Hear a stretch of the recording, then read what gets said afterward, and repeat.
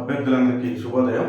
So ఈరోజు నేను మెయిన్గా మాట్లాడదలుచుకున్నది ఈరోజే నేడే హైకోర్టు తీర్పు. ఏంటి హైకోర్టు తీర్పు? అసలు రెండు కేసులు నమోదైనాయి మనకి ఇక్కడ. ఒక కేసు వచ్చేసి డిఎడ్ వర్సెస్ బిఎడ్, ప్రకాశం జిల్లాలో ఉన్నటువంటి ఒక అభ్యర్థి ఈ కేసు వేసాడు.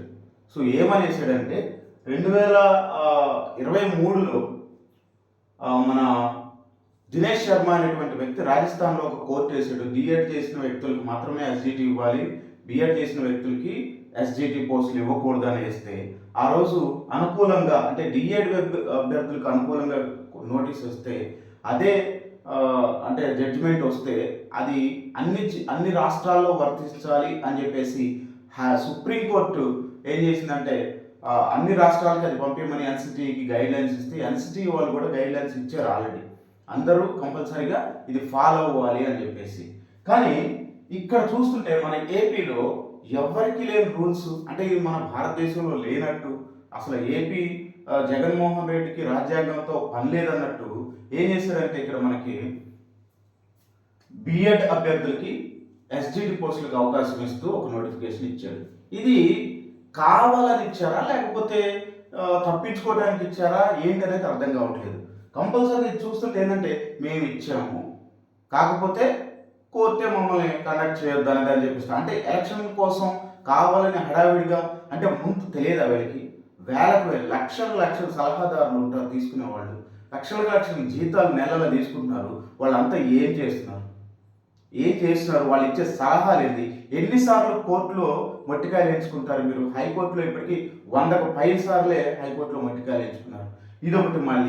మరి ఇప్పుడు పరిస్థితి ఏంటంటే అభ్యర్థులు అగమ్య గోచరంగా ఉన్నారు. అసలు ఏం చేయాలో అర్థం కాని పరిస్థితిలో ఉన్నారు. టెట్ అసలు సరే డిఎస్ జరుగుతుందా జరగదా, అసలు ఏంటి పరిస్థితి?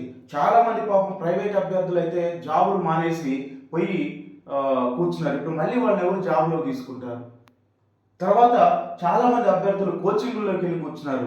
సో ఆన్లైన్ కోచింగ్లు తీసుకుంటున్నారు. ఫీజులు అయితే ఒక్కొక్కళ్ళు పాపం 3-4 వాటికి అప్లై చేశారు. ఒక్కొక్కరు 3-4 అప్లై చేసిన వాళ్ళకి 3-4 అప్లై చేస్తే 3,000 రూపాయలు. అంటే యావరేజ్గా ఒక 1000 మంది 3,000 రూపాయలు అప్లై చేస్తే 3 కోట్ల రూపాయలు మీకు వస్తున్నాయి. అంటే లక్షల మంది ఉన్నారు. అంటే ఎన్ని లక్షల కోట్లు వస్తాయి మీకు ఆలోచించండి. సో అంటే డబ్బులు దండుకోవడం కోసం ఈ ప్రయత్నం చేశారా? ఎలక్షన్ల స్టంట్ కోసం ఈ ప్రయత్నం చేశారా? అసలు ఏంటి పరిస్థితి? అన్నీ తెలిసే డిఎస్సిలో బిఎడ్ అభ్యర్థులకి ఎస్జిటి ఇవ్వకూడదని అన్నీ తెలిసి హైకోర్టు, సుప్రీంకోర్టు గైడ్ లైన్స్ ఉండగా కూడా, ఎన్సిటి గైడ్ లైన్స్ ఉండగా కూడా అసలు మీరు ఎట్లా ఇచ్చారు?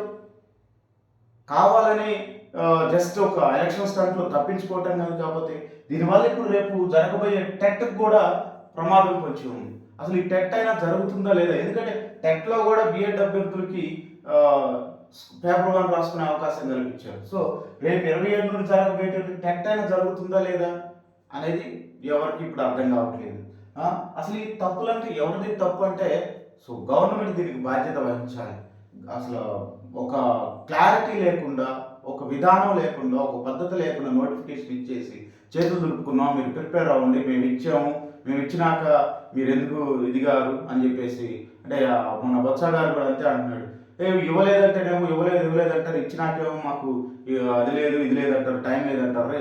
మనకు ఒక కేసు కూడా అయింది, టైం ఇవ్వాలి అనే ఒక కేసు కూడా అయింది మనకి ఇక్కడ. టైం అసలు టైం కాదు, అసలు టోటల్ నోటిఫికేషన్నే ఆపేయమనే సందర్భం వచ్చే పరిస్థితి వచ్చింది ఇప్పుడు ఇక్కడ మనకి.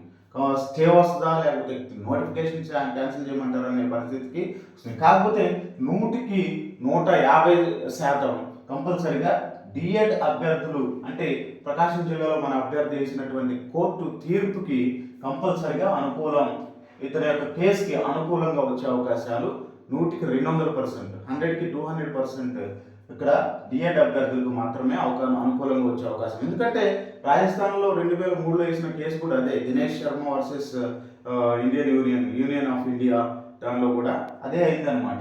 సో వాళ్ళకి అనుకూలంగా వచ్చింది. దాన్ని అన్ని రాష్ట్రాలు అమలు చేయాలి కాబట్టి అమలు చేయకుండా ఇప్పుడు ఏమైందంటే వీళ్ళు ఇంకో మాట చెప్తున్నారంటే 2018 గైడ్ లైన్స్ ప్రకారం మేము ఇస్తున్నాం అంటారు.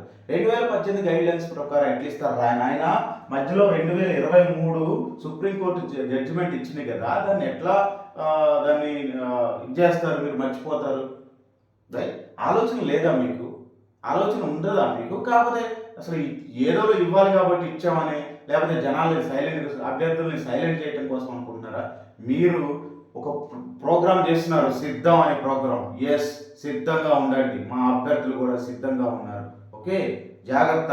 సో కంపల్సరీగా మీకు రాబోయే ఎలక్షన్స్లో గుణపాఠం చెప్పడానికి మేము అభ్యర్థులందరూ రెడీగా ఉన్నారు.